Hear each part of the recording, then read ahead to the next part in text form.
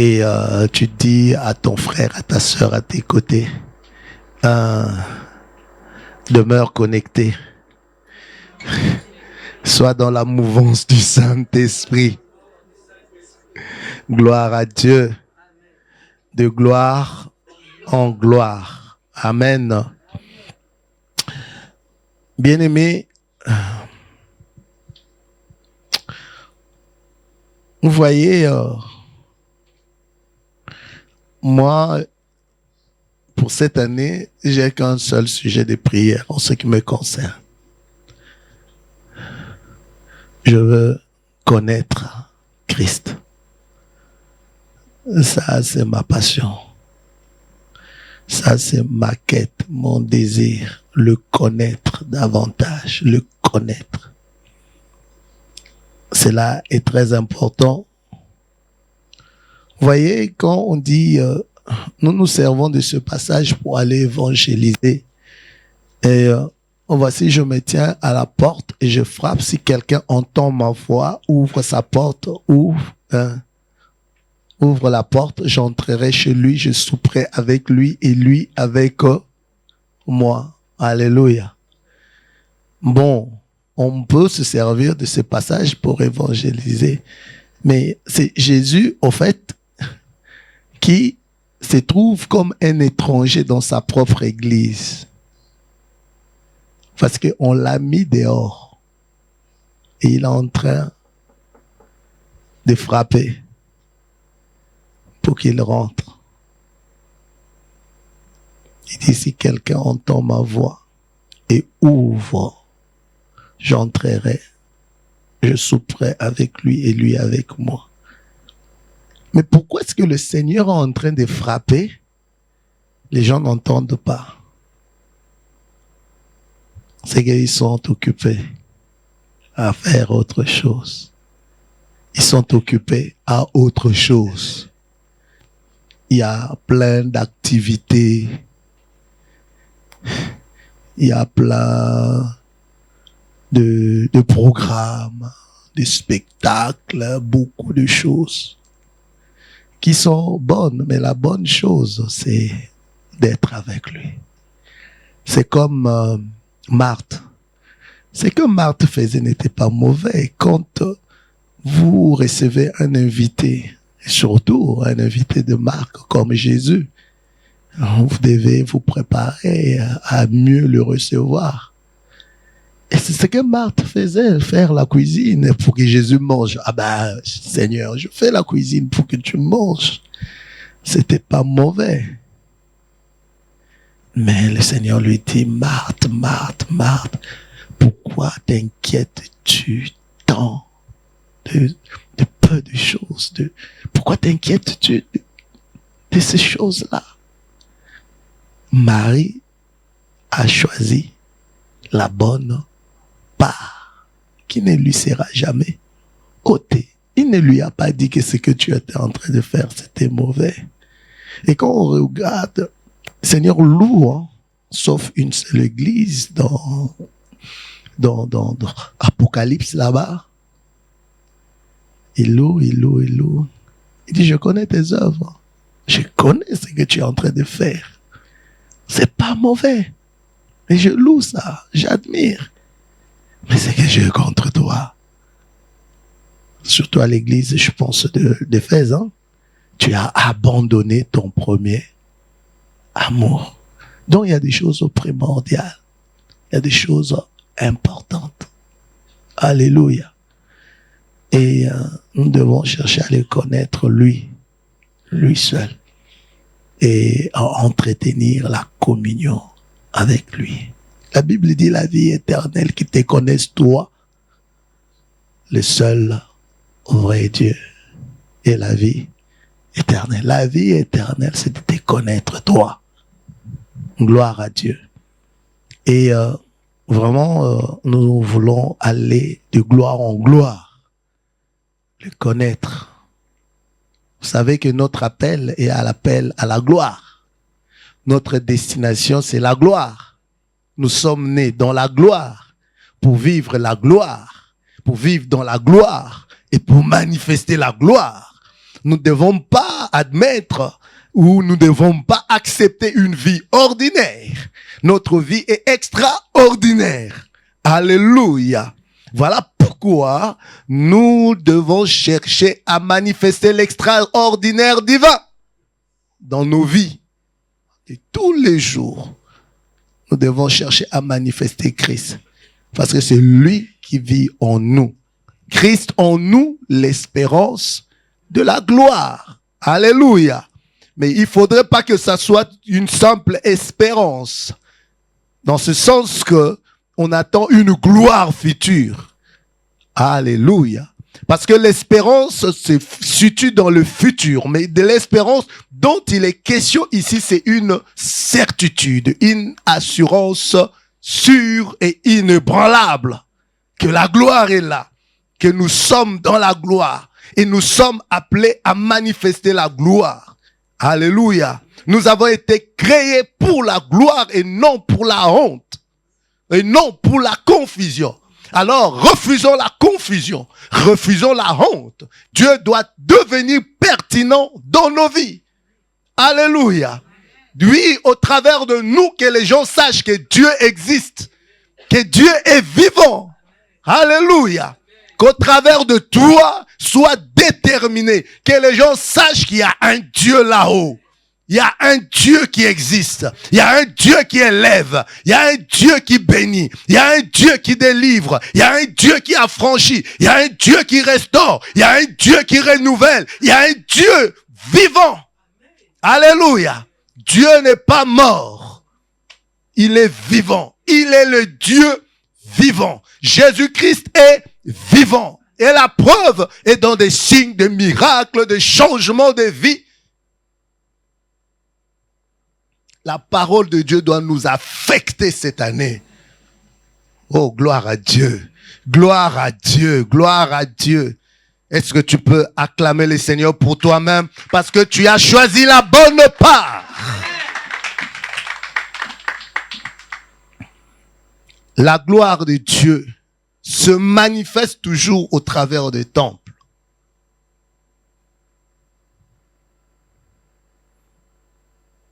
Et toi, tu es le temple de Dieu. Tu es la maison de Dieu. Tu es l'église. Nous ne venons pas tout simplement à l'église, mais nous sommes l'église. Je dis, nous ne venons pas tout simplement à l'église, nous sommes l'église. Et donc, la gloire de Dieu doit se manifester au travers de nous.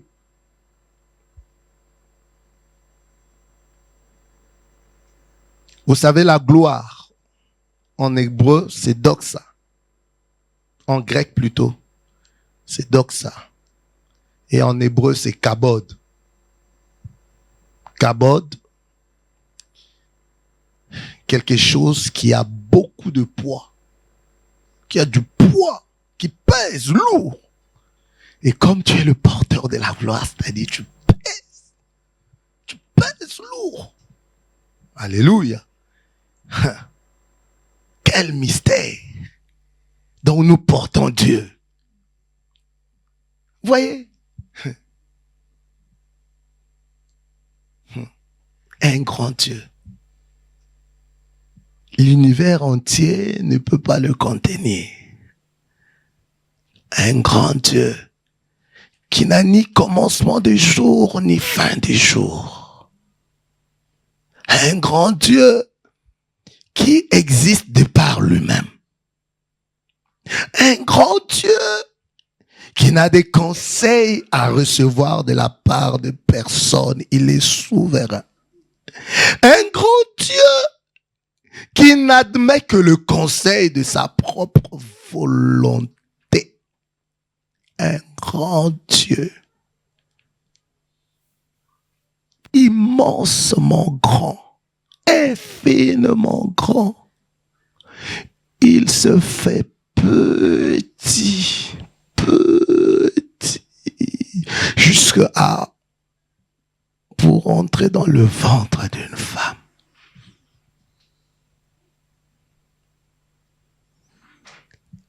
Et venir au monde. il n'est pas un homme, mais il est devenu un homme. Un grand Dieu. Pour sauver les hommes, dont toi et moi. Il a accepté de vivre comme un homme. Il a grandi aussi. Il a tété.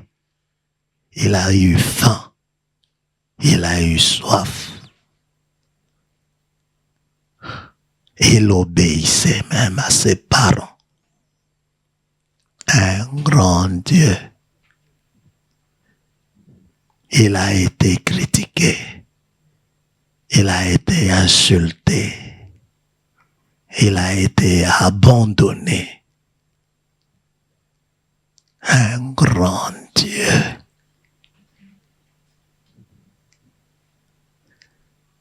Il a accepté d'être mis à la croix.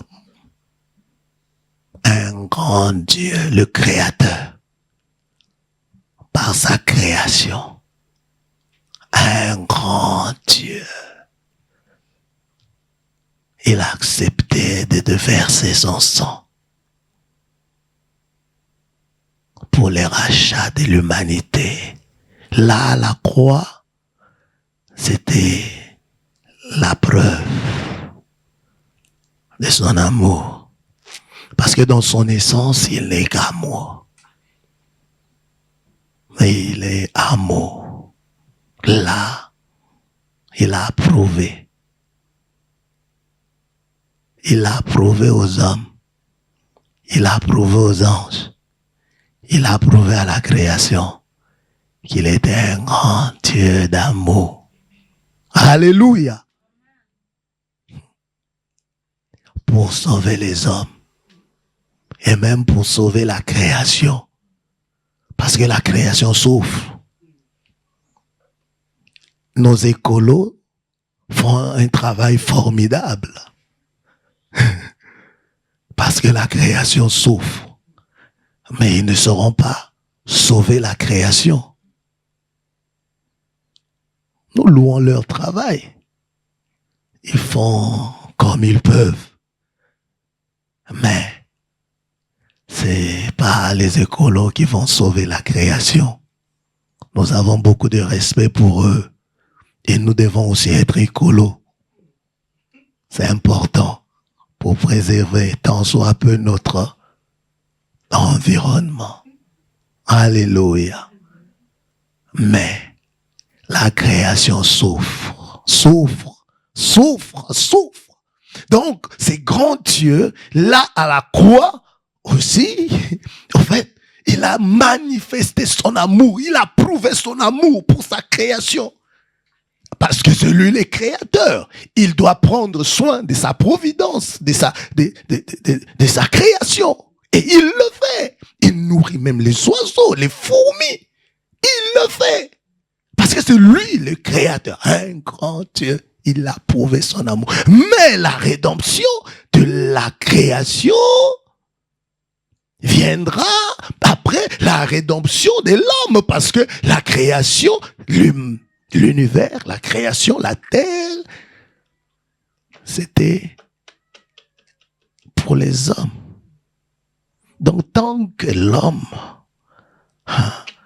n'est pas encore totalement sauvé, la création non plus ne peut pas être sauvée. La rédemption de la création dépend de la rédemption de l'homme. Viendra après la rédemption de l'homme. Oh, gloire à Dieu. Et là, il a prouvé son amour. Il est mort. Et il est ressuscité. Alléluia. Un grand Dieu. Pour toi et pour moi, il a montré son amour. Et on dit, il est monté au ciel. Il est assis à la droite du Père. Il a reçu le nom qui est au-dessus de tout nom. Alléluia. Alléluia. Il a un trône. Il a un trône. Tu peux pas avoir de l'autorité sans trône. C'est les signes de son autorité, le trône. Il a un trône de gloire. Il a reçu le nom au-dessus de tout nom. Et son trône était levé au-dessus de tout autre trône. Et il t'appelle à sa gloire. Oh, ça c'est merveilleux, n'est-ce pas? C'est merveilleux. Il a un royaume merveilleux. Il a un royaume de gloire pour vivre la gloire. Oh, gloire à Dieu. Il a accompli le plan de Dieu.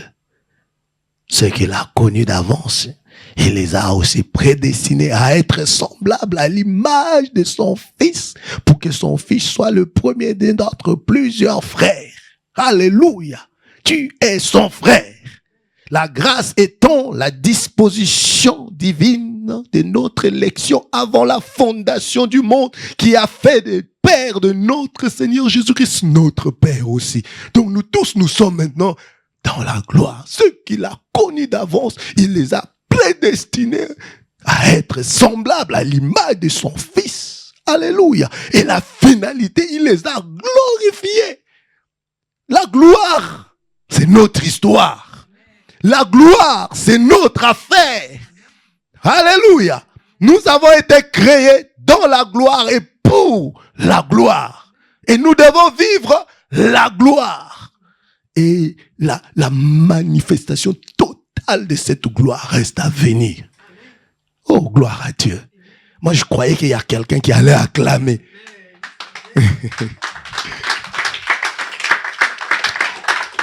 Vous voyez, en tant qu'enfant de Dieu, le passé a été résolu.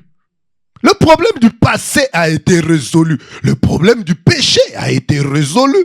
C'est pour ça que Christ est mort. Le passé a été résolu. J'aimerais dire à quelqu'un, ne pense plus aux événements passés. Ne considère plus ce qui est ancien. Ce qui est passé est déjà passé. Alléluia. Ne pense plus à 2024. Nous sommes en 2025. Gloire à Dieu. Et c'est toi qui apportes des choses à 2025. 2025 ne t'apporte rien. Rien du tout. C'est toi qui apportes des choses. Alléluia. C'est toi qui donnes les tempos. C'est toi qui feras ton année en compagnie du Saint-Esprit. Ce n'est pas l'année qui fera quelque chose pour toi. C'est toi qui feras ton année, qui fera en sorte que cette année soit glorieuse pour toi. C'est bien beau de prendre des résolutions, de prendre des décisions, mais généralement on est déçu. Parler tout simplement ne résout rien du tout. Nous devons agir en conséquence. Alléluia. Le problème du passé a été résolu. Voilà pourquoi Dieu te dit, ne pense plus aux événements passés. Ce que tu as connu dans le passé. Je ne sais pas quoi tu as connu. L'échec, la confusion, la trahison, le mépris. Je ne sais pas quoi. Tu as perdu quoi. Dieu te dit, ne pense plus. J'aimerais te dire, Dieu a formé des projets sur toi. Ce sont ses projets à lui. Mais ce sont des projets de bonheur et de paix. Je dis, c'est des projets de bonheur et de paix. Même si tu avais connu des afflictions, la Bible déclare que nos légères afflictions du temps présent ne sera pas comparées à la gloire à venir. Le passé a été résolu. Le problème du passé a été résolu. Alléluia. Vous savez, dans le présent, qu'est-ce qui nous accompagne? C'est les faveurs de Dieu qui nous accompagnent dans le présent. Je dis, c'est les faveurs qui nous accompagnent dans le présent. Le bonheur et la grâce nous accompagnent dans le présent. C'est les faveurs qui nous accompagnent dans le présent. Et notre avenir est glorieux. Alléluia. Le meilleur reste à venir. Tant que Jésus n'est pas encore venu, tant que Jésus ne s'est pas encore manifesté dans ta vie, le meilleur n'est pas encore là. Le meilleur reste à venir. Donc le passé a été résolu, le problème du passé. Ne pense plus aux événements passés. C'est la grâce de Dieu qui nous accompagne dans le présent. Voilà pourquoi nous devons manifester la foi et la gloire de Dieu nous attend. Alléluia. Oh, gloire à Dieu. Donc la gloire, c'est pas un vain mot. Nous pouvons la vivre et nous pouvons la manifester. Il y a des gens qui vivent la gloire. Dans ce monde, il y a la gloire du monde, des hommes, et il y a la gloire de Dieu. Mais nous, en tant qu'enfants de Dieu, nous voulons voir la gloire de Dieu. Nous voulons vivre la gloire de Dieu. Et la gloire de Dieu au-dessus de la gloire des hommes. La gloire de Christ est au-dessus de la gloire même de la création. Nous ne sommes pas dans la gloire de la création. Alléluia. La gloire de la création, tout le monde peut la manifester. En ce sens que tu connais des principes, tu appliques des principes, tu auras des choses et cela peut t'amener à une certaine gloire. Mais ce que Adam a perdu, c'est pas la gloire de la création qu'il a perdue. C'était la gloire d'avant la fondation du monde. C'était la gloire de Christ. Alléluia. Écoutez. Lisons Éphésiens. Chapitre 1er.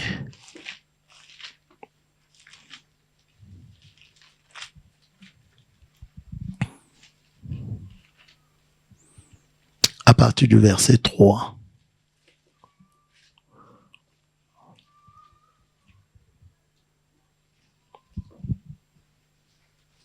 C'est un premier à partir du verset 3.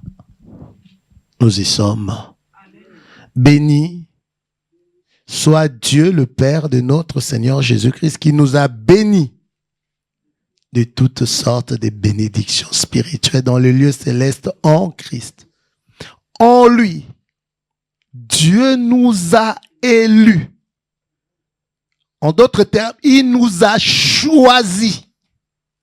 Il nous a sélectionnés.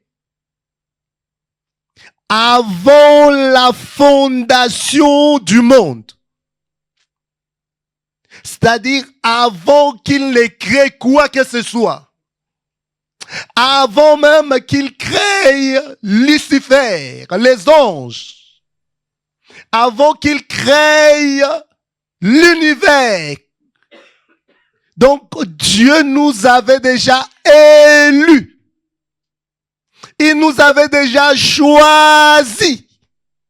Il nous avait déjà sélectionnés. Avant la fondation du monde. L'existence précède la création. Nous existions avant que toute chose ne soit créée. Et nous étions en lui. Alléluia.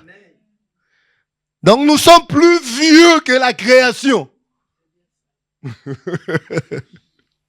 Alléluia. Avant que Satan ne soit Satan, nous existions. Oh, gloire à Dieu. En lui, en lui, Dieu nous a élus avant la fondation du monde pour que nous soyons saints et irréprochables. Avant même qu'il y ait le péché. Avant même qu'on tombe dans le péché. Écoutez. Dieu a béni l'homme avant même que l'homme ne pêche.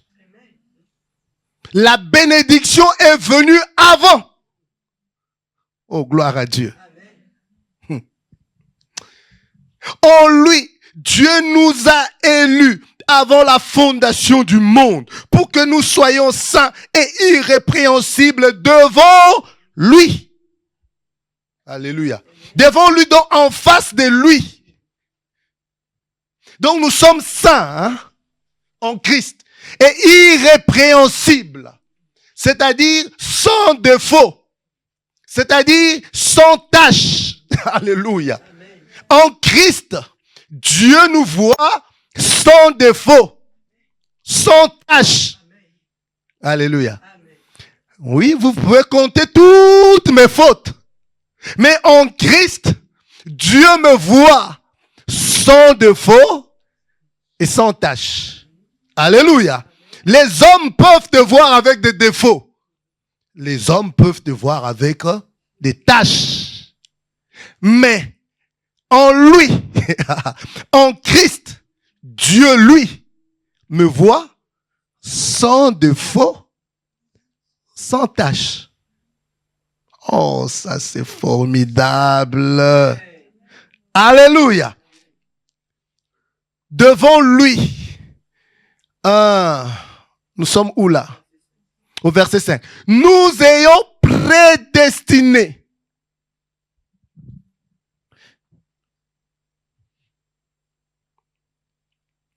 Dans son amour. Donc c'est un plan qu'il avait formé bien avant. Il nous a prédestinés dans son amour à être ses enfants d'adoption par Jésus-Christ selon le bon plaisir de sa volonté. Donc il nous avait prédestinés à être ses enfants. Parce que Dieu n'avait qu'un seul enfant, qu'un seul fils. Il n'en avait pas deux, il n'en avait pas trois, il avait qu'un seul. Alléluia. Mais en lui, Dieu nous avait prédestinés pour que nous soyons comme lui. Dieu nous a adoptés dans sa famille. Tu n'as pas voulu les cieux sans nous. Alléluia. Jésus n'a pas voulu être le seul. Il a voulu des frères. Et là, dans l'éternité, Dieu nous avait déjà sélectionnés pour que nous soyons ses enfants d'adoption par Jésus-Christ, selon le bon plaisir de sa volonté. Alléluia. Donc c'était le plaisir du Père que tu sois son enfant. Alléluia. Ah, non. Non, c'est son plaisir que je sois là, que je sois chrétien, que je sois enfant de Dieu. C'est le plaisir du Père. Alléluia. Elle dit, je ne jouerai pas. Oh, gloire à Dieu. C'est le plaisir du Père. Vous savez, quand quelqu'un est content de toi, bon, en fait, des cadeaux aussi cool, là. Mais oui, quand quelqu'un est content de toi, l'amour couvre une multitude de fautes. Donc, il voit rien de mal en toi. Non, il te défend partout. Et même si tu as fait du mal, tu vois comme les mamans. Les mamans savent très bien les bêtises de leurs enfants, des fois. Mais quand tu viens auprès d'une maman, mais non, la maman, non, elle défend d'abord, elle couvre. Le pasteur Pavel a dit, j'étais en train de réfléchir aujourd'hui. C'est bizarre, même dans la douche, j'étais en train de prendre ma douche.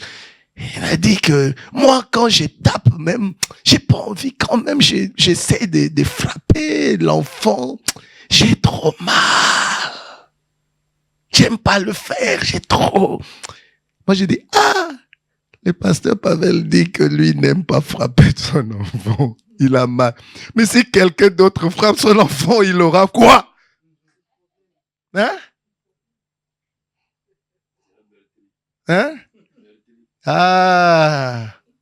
Dieu m'aime trop.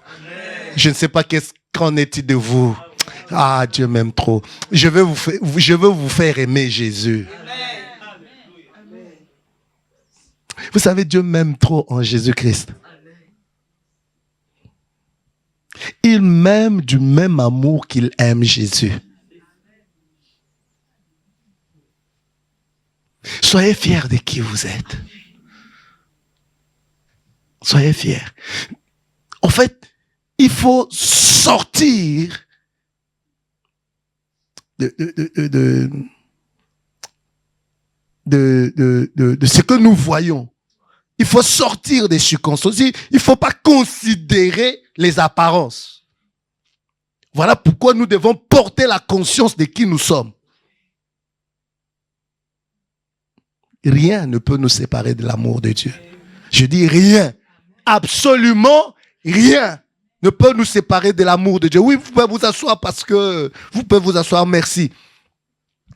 Ces enfants d'adoption par Jésus-Christ selon le bon plaisir de sa volonté, à la louange de la gloire de sa grâce qu'il nous a accordée en son bien-aimé, qui est le bien-aimé des pères, c'est Jésus. Et en Jésus, nous aussi, nous sommes devenus le bien-aimé du Père. Alléluia. C'est à la louange de la gloire de quoi? De sa grâce qu'il nous a accordé en son bien-aimé. Alléluia. C'est une grâce exceptionnelle.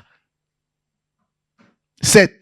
En lui, nous avons la rédemption par son sang, la rémission de péché, selon la richesse de sa grâce que Dieu a répandu sur nous par toute espèce de sagesse et d'intelligence. Nous faisons connaître le mystère de sa volonté selon le bienveillant dessein qu'il a formé en lui-même pour le mettre à exécution lorsque le temps serait accompli de réunir toutes choses en Christ, les choses qui sont dans les cieux et ceux qui sont sur la terre. Donc en Christ, Dieu a réuni les choses d'en bas avec les choses d'en haut.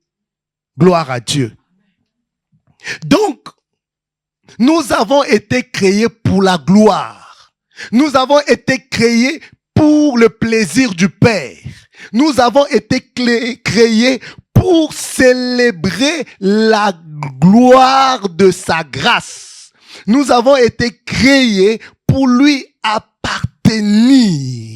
Nous sommes sa propriété exclusive. Alléluia. Et David pouvait dire, l'Éternel est mon souverain bien. Alléluia. Nous n'avons pas été créés pour la confusion ni pour la honte. Nous avons été créés pour la gloire. Et c'est le plan du Père. Il nous a connus d'avance. Il nous a prédestinés. Il nous a appelés. Maintenant, ça c'est dans le temps. Il nous a justifiés. Il nous a glorifiés. Alléluia. Très important. Alors moi, je refuse de revivre une vie. C'est comme si je faisais de la figuration ici sur la terre, là. Je refuse une vie qui n'inspire rien, qui n'a pas d'impact. Je refuse de vivre une vie, en fait, qui n'apporte rien aux autres. Il a dit que je suis la lumière du monde. La lumière influence. La lumière impacte. Je suis le sel de la terre. Le sel donne de la saveur, préserve même de la corruption. Alléluia. Guérit même. Donc je refuse d'être un problème pour les gens. Je refuse d'être un problème pour l'église. Je refuse d'être un problème pour ma femme. Je refuse d'être un problème pour l'humanité. Je ne suis pas un problème, je suis une solution. Alléluia. Donc j'ai droit au chapitre. Éphésiens chapitre 2 verset 10. La Bible dit que nous sommes son ouvrage. L'ouvrage de Dieu. Le terme là en grec veut dire le poème. Alléluia. Nous sommes son ouvrage. Mais quand on considère l'ouvrage, c'est-à-dire le Créateur a pris le temps de penser. Donc, en fait, il avait une vision. C'est comme les sculpteurs qui va chercher un morceau de bois. Alléluia. Mais en tête, il a l'idée. Tout le monde peut mépriser ce morceau de bois-là. Mais lui, il a une idée. En faire un beau sculpture. Une belle statuette. Les gens peuvent mépriser les morceaux de bois. Mais lui, en tête, il voit. Alléluia. Et lui seul, il connaît la valeur de ce bois-là. Et la valeur qu'on attribuera à... Voilà. Il prendra le temps de cisailler. Il prendra le temps. Il prendra le temps de tailler, donner la forme. Et puis, présenter ça aux gens. Et à la fin, il est content. Mais la Bible dit, nous sommes l'ouvrage de Dieu. Un Dieu si sage. Il est le seul sage. Quand nous voyons notre monde, ou bien nous voyons le paysage. Nous voyons les mers.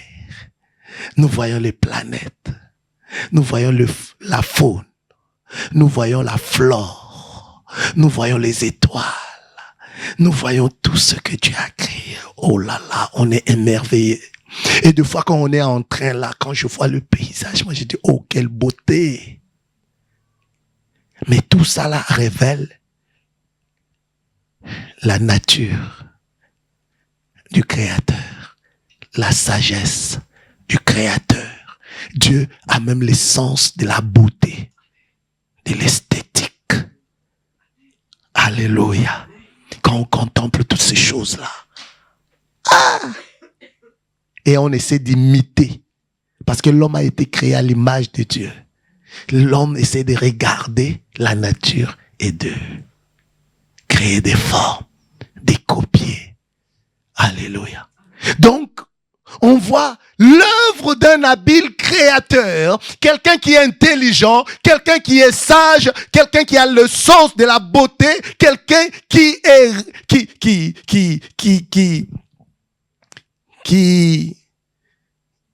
a de la dextérité même dans ses mains. Donc, quelqu'un qui est patient, quelqu'un qui est doué, un sage. Mais c'est ce que tu es. Et les unes que tu as été fabriquées s'appellent en Christ. Il t'a fabriqué en Christ. Alléluia. Tu es son ouvrage. Quoi que les gens disent, grognez. Quoi que les gens disent, oh non, ça c'est votre affaire, c'est vous qui avez un problème. Moi je suis l'ouvrage de Dieu, créé en Christ, alléluia, pour de bonnes œuvres aussi, alléluia, que Dieu a d'avance. Il a d'avance. Donc il avait une vision, il a un plan, il a formé des projets. Il ne t'a pas créé comme ça pour que tu viennes remplir la terre, pour que... Non, il avait un plan, le plan pour lequel il t'a créé et il t'a amené ici sur cette terre. Il avait un plan. Si tu es femme, tu as des enfants, donc il savait que tu allais avoir des enfants et il y a un modèle pour Dieu, un modèle d'épouse, alléluia, que tu dois être. Un modèle de père que tu dois être. Un modèle d'enfant que tu dois être. Alléluia. Non. Non, non, c'est pas que Dieu, en te larguant sur la terre, après il réfléchit, il dit, oh, qu'est-ce que je veux faire de lui? Il t'a doté d'un potentiel formidable. Tu es l'unique en ton genre. Il n'y en a pas deux comme toi. Même si tu es jumeau, hein, tu n'es pas comme ton autre jumeau. Non. Non, non, non. Tu es unique. Tu as une empreinte unique. Alors ne cherche pas à copier les gens. Ne cherche pas à chercher à leur ressembler. Non, tu es toi. Et tu n'es pas en concurrence avec qui que ce soit. Tu dois être en concurrence avec toi-même. Le vrai toi doit ressortir. Christ en toi doit ressortir. Oh, il y a la gloire dans ton esprit. Il y a la vie dans ton esprit. Tu es le communicateur de vie. La gloire doit ressortir. Christ en toi doit ressortir. Christ en moi doit ressortir. Christ en moi, l'espérance de la gloire. L'assurance de la gloire. Je dois marquer la différence. Je dois... Oh, dans la Genèse, l'homme interagissait avec la gloire de Dieu. La gloire, c'est notre histoire. On ne peut pas parler, oh mes amis, on ne peut pas parler de Dieu sans parler de la gloire. Dieu est un Dieu de gloire. Dieu est un Dieu glorieux, car il est glorieux et digne de régner. L'agneau est souverain.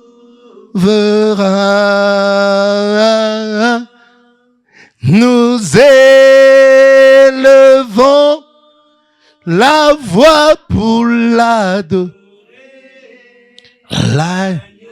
Oh, au ciel, tous les regards seront fixés sur lui. Sur lui, la merveille de Dieu. Tous les regards. Mais déjà ici sur cette terre, nous pouvons tourner les regards vers lui. Lorsqu'on tourne les regards vers lui, on est rayonnant de joie. Et le visage ne se couvre pas de honte.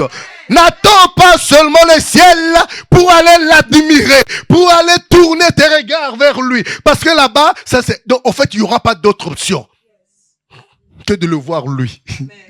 Donc, tout l'attrait du ciel, toute la beauté du ciel, tout ce qui fera le ciel, c'est sa présence. Sa magnifique présence. Mais déjà à partir d'ici, on peut s'exercer à tourner les regards vers lui, l'homme parfait. Oh, Jésus est merveilleux. Nous avons Jésus. Nous avons de quoi à nous réjouir. De quoi nous réjouir. Alléluia. 2023, arrête. Mawa. Nous autres là. Les sons des canards. Non, hey! Quels sont des canards? C'est le son de Jésus qui agit. Oh, nous autres là, c'est comme si on n'a pas de chance. Oh, nous on parle pas de chance, des grâces. Grâce sur grâce. Il est venu avec la vérité et la grâce. Et ils ont reçu de lui grâce sur grâce. Donc si tu as Jésus, c'est grâce sur grâce. C'est de gloire en gloire. Il y a quoi même? C'est comme les Ivoiriens disent, c'est l'homme. Il y a quoi? C'est l'homme qui a peur. Il y a quoi même? Non. Nous sommes des enfants de Dieu. Vous voyez, les gens d'autres religions sont fiers. Mais c'est comme les chrétiens. Il y a un problème. Hein? Beaucoup qui sont dans des contrefaçons, ils sont... Mais ceux-là qui ont le véritable Dieu, ah Seigneur, aide-nous. Aide-nous. Aide-nous. Donc, nous sommes son ouvrage, créé dans la gloire, à vivre dans la gloire et pour la gloire. Alléluia. Donc, je disais, la gloire, c'est quelque chose qui a beaucoup de poids, qui a de la valeur. La gloire se révèle par des richesses. Alléluia. Les gens riches de ce monde, ils ont une gloire. Hein? Au travers de leur richesse, ils ont une gloire. Ils révèlent leur gloire ou de leur puissance. Ils révèlent leur gloire. On va dire la gloire de la France. Vous savez pourquoi? Déjà, rien que le système de quoi? Comment on appelle ça? Des trucs de CAF et tout ça, là, le système social de la France. On dit c'est la gloire de la France. Donc, quand on voit, le président français était parti, était parti au Congo, il y a un centre épidémiologique là-bas, et c'est le fruit de la coopération, c'est les Français qui l'ont construit là-bas. Ah, ils vantaient cela, les mérites de la France, le savoir-faire français et tout. C'est quoi? C'est la gloire de la France. Quand on voit les États-Unis, on voit leurs avions, on voit des GIs. Comment ils sont habillés? On voit tout. Leur technologie, c'est quoi? C'est leur gloire. Alléluia. Toutes leurs richesses, c'est leur gloire. On voit cet homme-là qui a maintenant 435 milliards de dollars. Mais qu'est-ce qu'il va faire avec tout ça là? Alléluia. Donc, il est maintenant, lui, le seul maintenant au sommet. C'est quoi? C'est la gloire. Alléluia. C'est la gloire. On voit, par exemple, la France, il y avait l'avion là, quoi, Concorde. Ah, mais c'était la gloire de la France et tout ça là. La gloire. Bon, je sais pas, chez toi c'est quoi? Bien dans ton pays c'est quoi? Moi dans mon pays c'est 3T. Hein. Tental, c'est quoi là? Ça se trouve que là-bas, c'est de cobalt, quoi? Cobalt, hein? Et diamant. Coltan, voilà, coltan. Voilà. Bon, maintenant, il y a aussi la guerre, bah. N'empêche, la gloire. Les richesses font partie, révèlent la gloire. Mais voilà pourquoi dans les textes que nous avons lus, on nous parle des richesses insondables de Christ, des richesses de Christ. Alléluia. Mais c'est ce qui révèle la gloire. Nous sommes bénis de toutes sortes de bénédictions spirituelles dans les lieux célestes en Christ. On nous parle des richesses insondables de Christ. Vous savez que Christ est le roi de l'univers. Visible et invisible. Toutes choses ont été créées par lui, en lui et pour lui. Tous les puits de pétrole dans le monde, c'est pour lui. Toutes les richesses enfouies dans le sol, c'est pour lui. Tous les arbres, c'est pour lui. Les fourmis, c'est pour lui. Les moustiques, c'est pour lui. Tout, c'est pour lui. Les hommes, même, c'est pour lui. C'est lui qui a racheté tous les hommes, donc tous les hommes lui appartiennent. Alléluia. Tout est à lui, tout est pour lui, tout est par lui. Alléluia. Ça révèle la gloire de notre Seigneur. Ça révèle les richesses. Ces richesses révèlent sa gloire. Alléluia. La gloire, c'est la splendeur.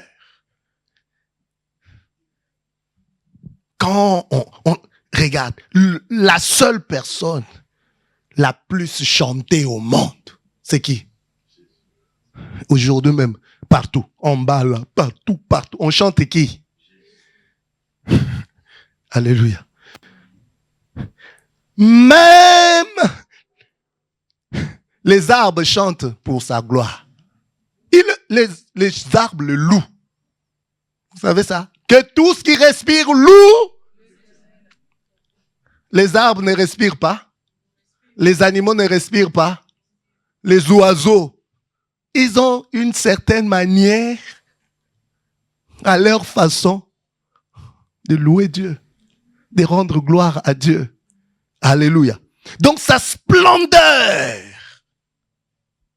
sa magnificence. Quand on voyait la reine Élisabeth, donc on voit la splendeur de cette reine, avec surtout quand elle mettait ce truc-là en diamant, des rubis, et elle avait des tenues impeccables. Alléluia. Et tout ce qui se faisait dans le palais, les cérémonies et tout ça là, pour Jésus c'est au-delà. Je dis pour Jésus c'est au-delà. Voyez la splendeur de Salomon. Ce que Salomon a manifesté. C'est juste des reflets. C'est juste des types. C'est juste quelque chose qu'on nous révèle de ce qui est caché. C'est la gloire de Jésus.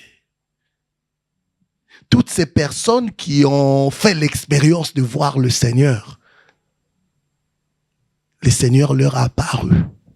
Ils étaient éblouis. Et ils ne pouvaient pas supporter son éclat, sa magnificence.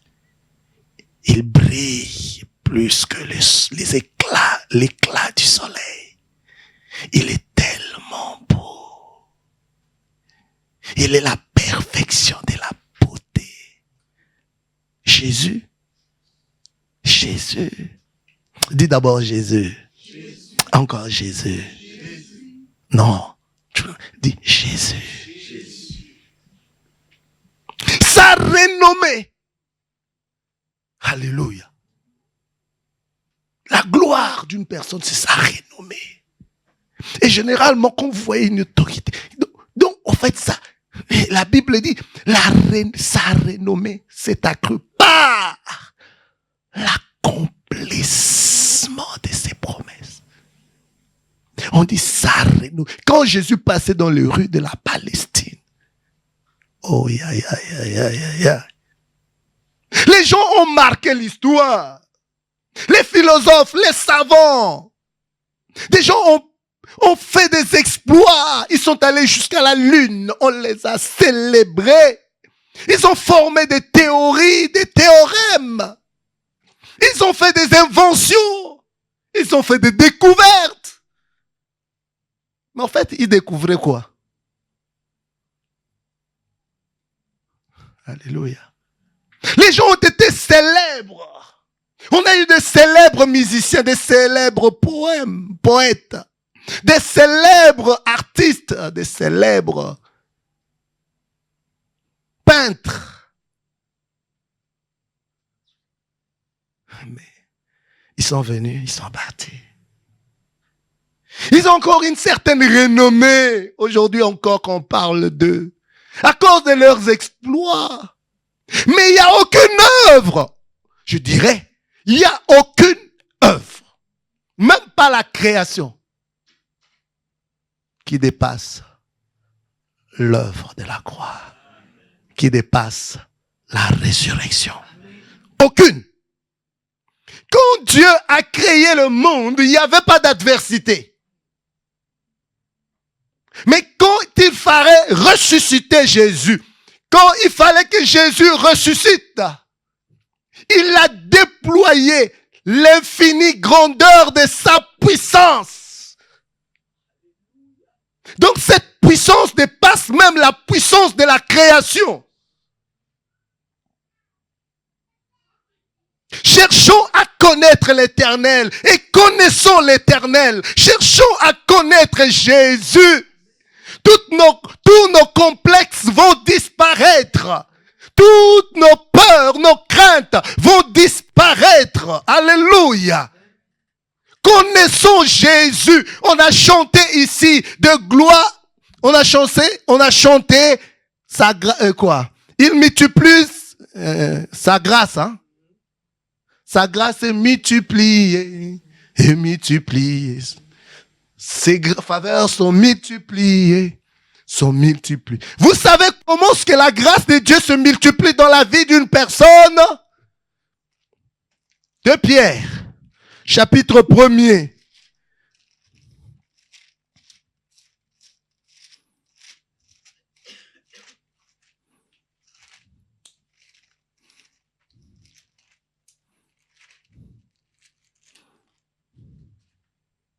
De Pierre, chapitre 1er, verset 1 à 2. Oh Jésus, je vous parle de Jésus. Il n'est pas un religieux. Il n'est pas venu avec une religion. Jésus n'a jamais été un religieux. Il est le roi. Alléluia. 2 Pierre chapitre 1, verset 1 à 2. Simon Pierre, serviteur et apôtre de Jésus-Christ, à ceux qui ont reçu en partage une foi du même prix que la nôtre, par la justice de notre Dieu et Sauveur Jésus-Christ. Que la grâce et la paix vous soient multipliées. Comment? Par quoi? Par la connaissance de Dieu et de Jésus notre Seigneur. Donc il ne s'agit pas tout simplement de chanter la grâce multipliée. La grâce se multiplie par la connaissance de Jésus. Donc nous devons aller en profondeur. Chercher à les connaître. Oh Seigneur, donne-nous un esprit de sagesse et de révélation dans ta connaissance. Illumine les yeux de nos cœurs, que nos yeux soient ouverts, notre entendement inondé de lumière. Alléluia. La grâce se multiplie par la connaissance de Dieu. La grâce se multiplie par la connaissance de Jésus. Nous devons chercher à connaître Jésus. Et quand on parle de la connaissance, ce n'est pas une simple connaissance de sens, c'est une connaissance intime. C'est une connaissance de révélation. Nous devons connaître Jésus. Oh Seigneur, j'aimerais t'avoir constamment dans mes pensées. J'aimerais croire ce que tu dis. Il ne s'agit pas de sentir.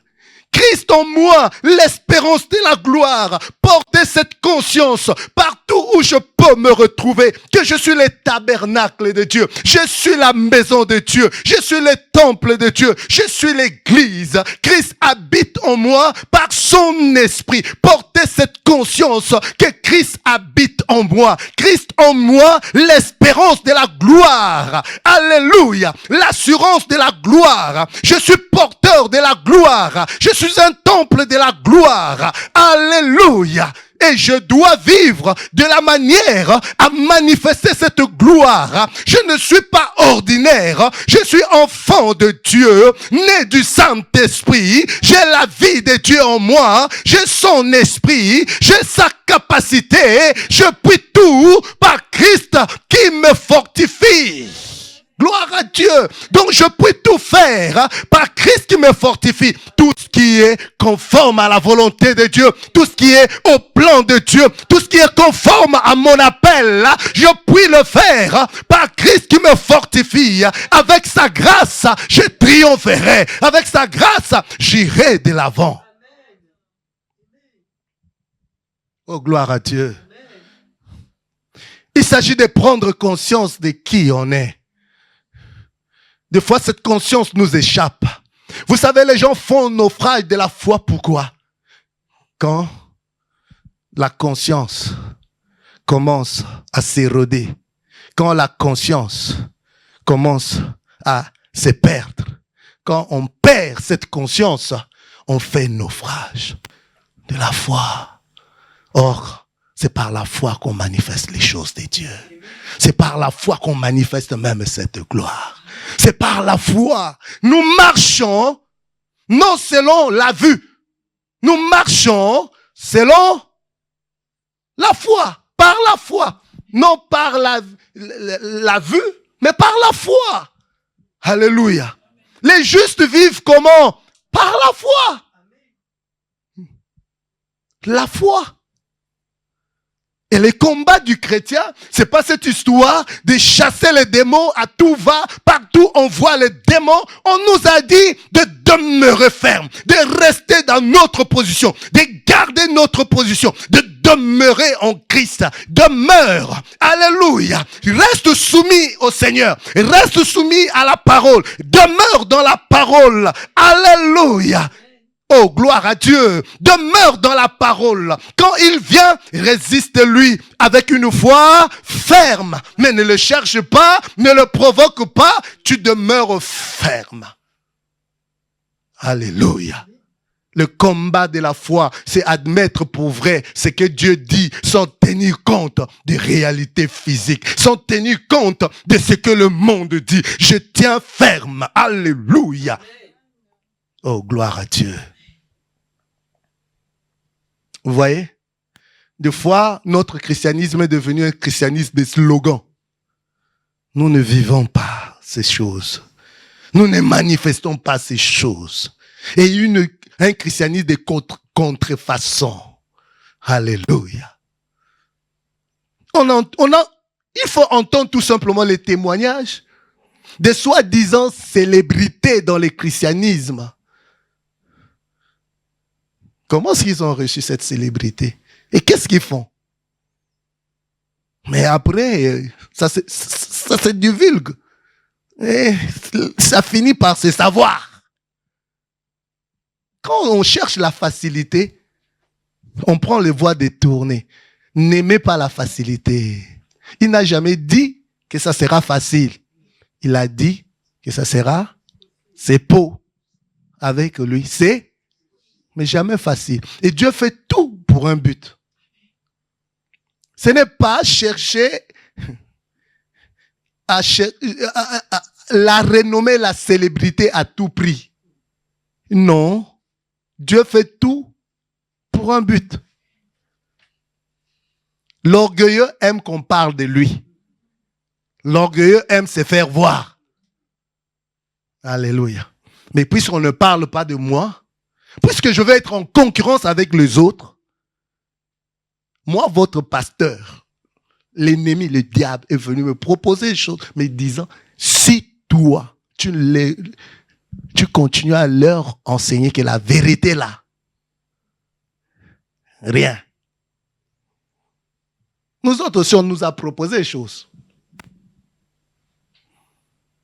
Si cela ne vient pas de Dieu, refuse. Refuse. Accepte même de mourir dans la foi. Que la gloire de ce monde, que la gloire, c'est passager. Et après, tu auras vendu ton âme à Satan. Ne marche pas dans la compromission cette année. Reste dans la parole. Demeure dans la parole. Mange la parole. Alléluia. Mange la parole. Reste dans la parole. Demeure dans la parole. Attends-toi de la provision de Dieu. Il est l'Éternel qui pourvoit à tous nos besoins. Avec richesse et avec le peu que tu as, tu peux être heureux. Beaucoup sont malheureux. Beaucoup ne dorment plus. Beaucoup sont devenus des esclaves avec une apparence de joie, une apparence de façade devant les gens. Mais vous ne savez pas ce qu'ils vivent. Vous ne savez pas les prix.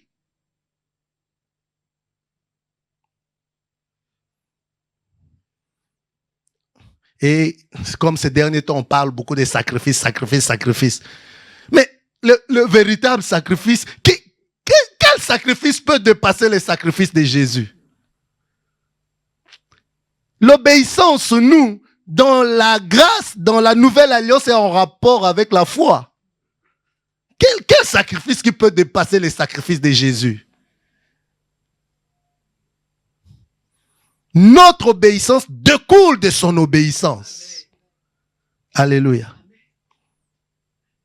Oh, sacrifie ton père, sacrifie ta femme, sacrifie tes enfants, sacrifie pour une certaine renommée.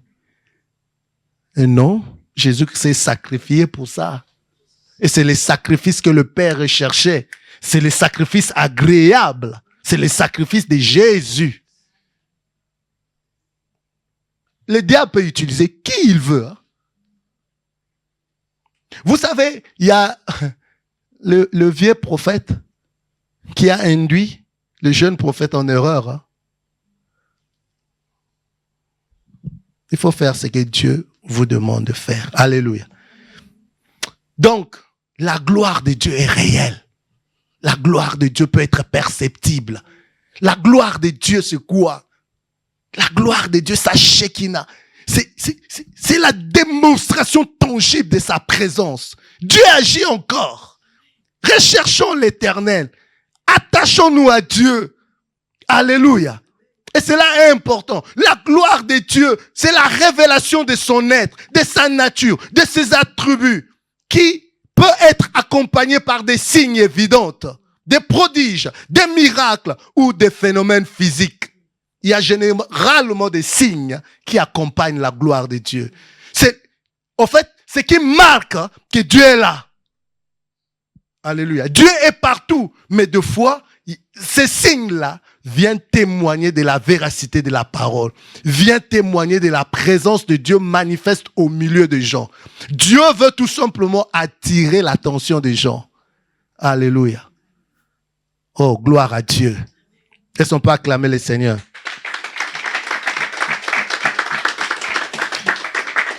Et des signes pour nous représentent quoi? L'assurance de la présence de Dieu et l'évidence de la foi. Tout simplement. C'est ce qui présente des signes. Bon, je vais chuter. Mes amis, la gloire de Dieu est réelle.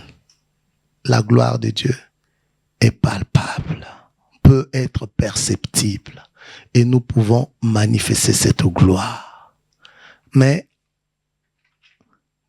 la manifestation de la gloire de Dieu amène d'abord à connaître les voies de Dieu. La manifestation de la gloire de Dieu amène d'abord à connaître les voies de Dieu, son excellence et sa sagesse.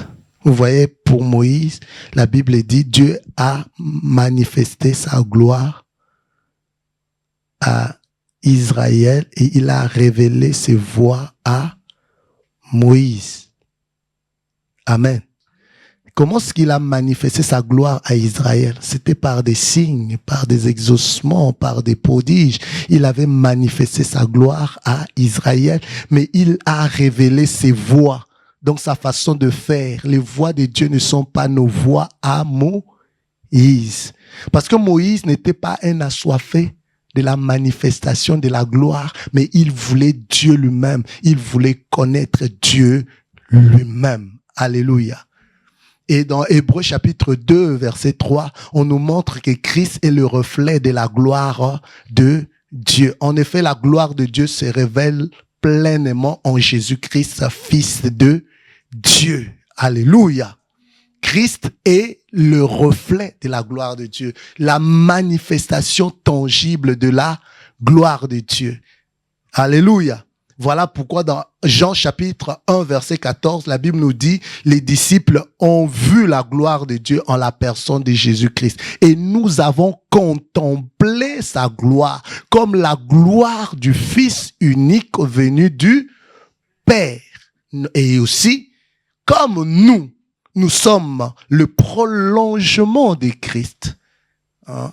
Nous sommes le corps de Christ. Nous sommes représentation de Christ sur terre. Les gens doivent voir la gloire de Christ dans l'église. Alléluia. Il verra une postérité et il prolongera ce jour. Et l'œuvre de Dieu prospérera entre ses mains. Donc, au travers de l'église, au travers de toi et moi, les gens doivent voir la gloire de Dieu. Alléluia. Mais pour que cette gloire se fasse voir, premièrement, une seule chose. Nous allons lire et puis nous allons terminer.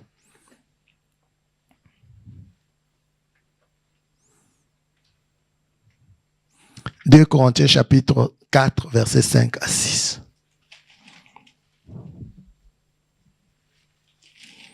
2 Corinthiens chapitre 4, versets 5 à 6. Le pasteur Pavel ou la sœur Meryl peut nous aider. 1 Corinthiens chapitre 4, verset 2 Corinthiens chapitre 4, verset 6. 2 Corinthiens 4, 5 à 6. C'est ça. Pour les incrédules, 5 à 6. Ne nous prêchons pas nous-mêmes. C'est Jésus-Christ le Seigneur que nous prêchons. Il prêchait qui? Jésus-Christ. Ok.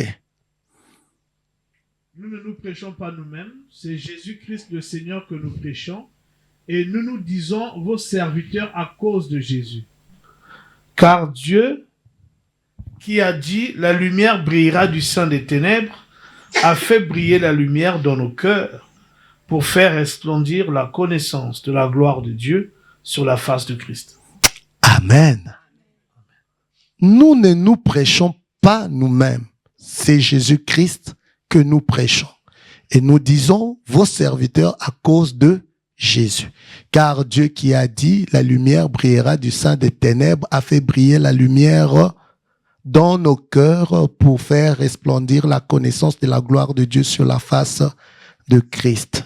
Pour que l'Église puisse manifester cette gloire. Pour que toi et moi puissions manifester cette gloire. Premièrement, Dieu doit faire briller sa lumière dans nos cœurs. Et la lumière en question ici, il s'agit de Christ, de la connaissance de Christ. Cette lumière se trouve sur la face de Christ. Les ténèbres, c'est l'ignorance.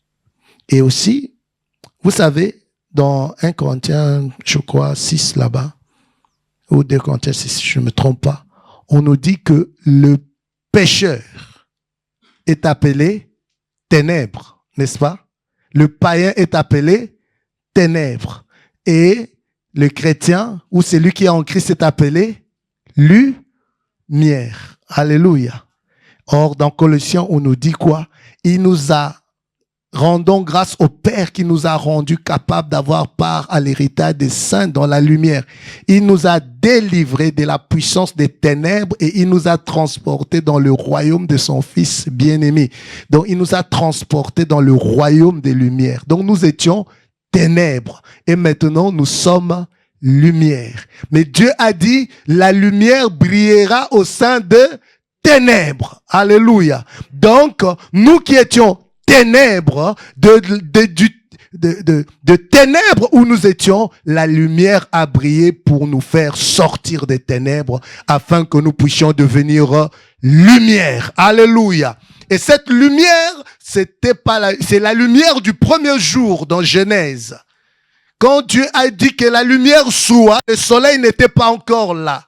Cette lumière, c'est la connaissance de Christ. C'est Christ, c'est la connaissance de la gloire de Dieu qui se trouve sur le visage de Christ. Et lors du retour du Seigneur en gloire, la terre sera remplie de la gloire de Dieu.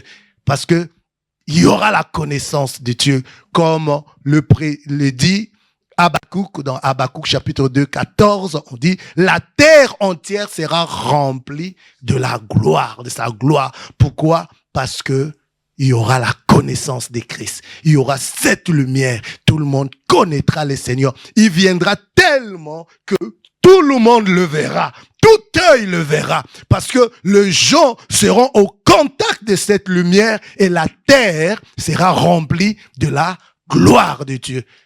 Et nous, mes amis, la première chose, il faut que Christ habite dans nos cœurs par la foi, qu'il se sente comme chez lui, que nous puissions véritablement le connaître.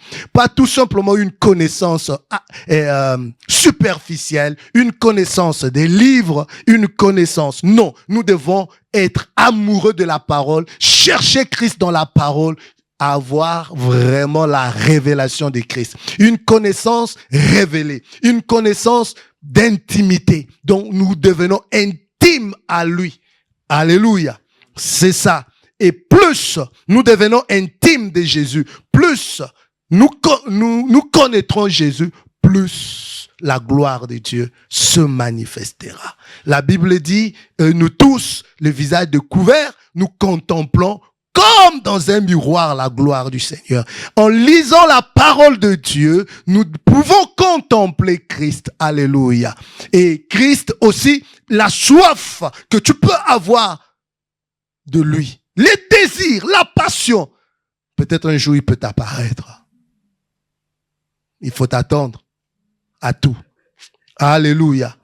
Et la gloire, on peut la vivre. Jacob dit à ses frères, Joseph plutôt, allez dire à mon père qu'il vienne voir ma gloire. Joseph a connu la gloire parce que Dieu était avec lui. Et nous sommes dans l'alliance de la gloire. Agé chapitre 2 verset 9, la gloire de cette dernière maison sera plus grande que celle de la première, dit l'Éternel. La première, c'était la gloire de la loi. Et vous voyez, le prédicateur de la loi, aussi ils ont une gloire. Vous allez voir ce qu'ils sont faits, qu'ils sont en train de faire. Mais la gloire de la grâce est au-dessus. La gloire de Christ est au-dessus. Et cette gloire-là, ce n'est que en étant intime à Jésus-Christ. Vous voyez?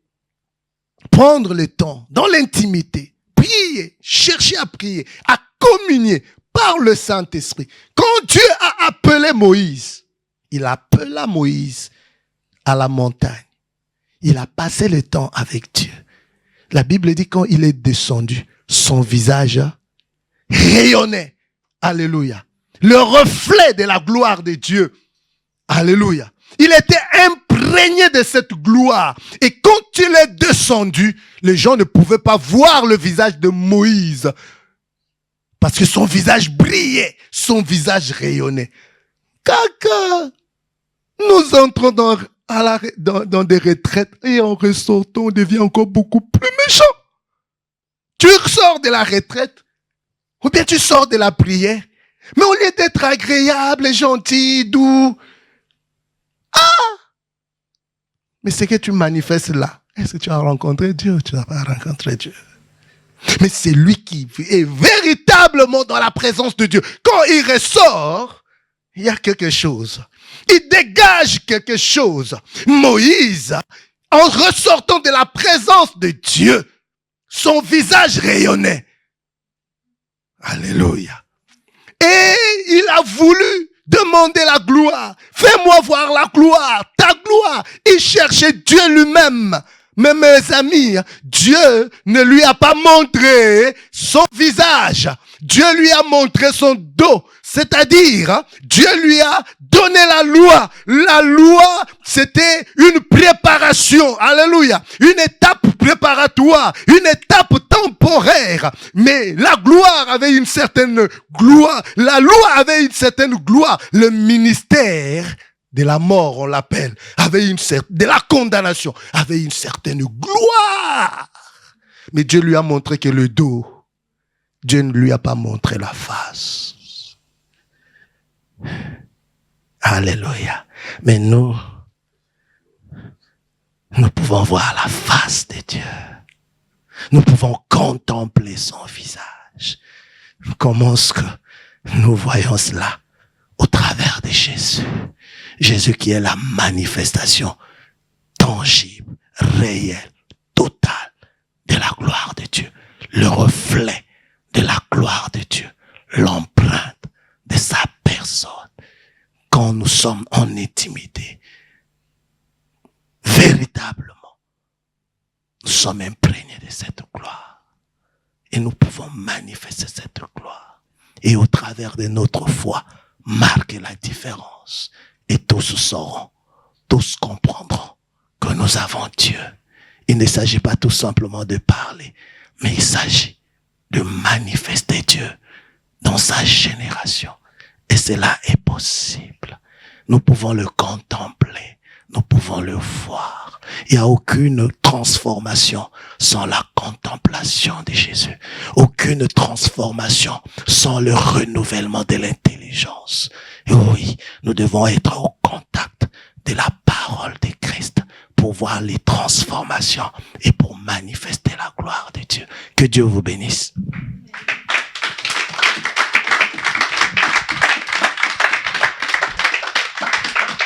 On acclame le Seigneur.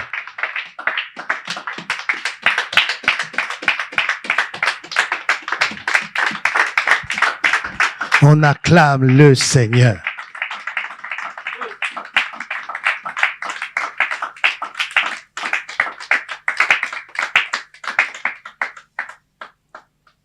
Bien-aimé, je ne sais pas comment tu vas prier, mais lève ta voix, prie.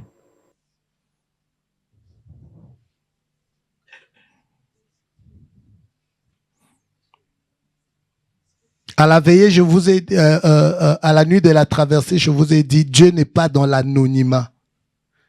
Il y a une certaine humilité que moi je qualifie humilité orgueilleuse.